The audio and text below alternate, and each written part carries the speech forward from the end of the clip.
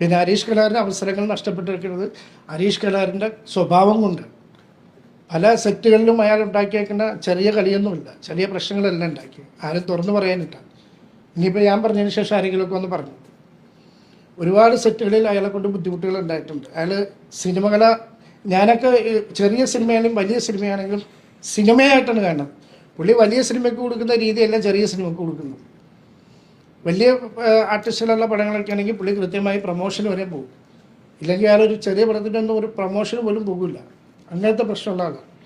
Jose Thomas എന്ന് പറഞ്ഞ director പറഞ്ഞിട്ടുണ്ടല്ലോ, പുള്ളിയുടെ പടത്തിൽ അഭിനയിച്ചിട്ട് പ്രൊമോഷൻ വിളിച്ചിട്ട് ഇയാൾ ചെല്ലാനതിന് പച്ചയായിട്ട് കഴിഞ്ഞ ദിവസം പറഞ്ഞിട്ടുണ്ടല്ലോ.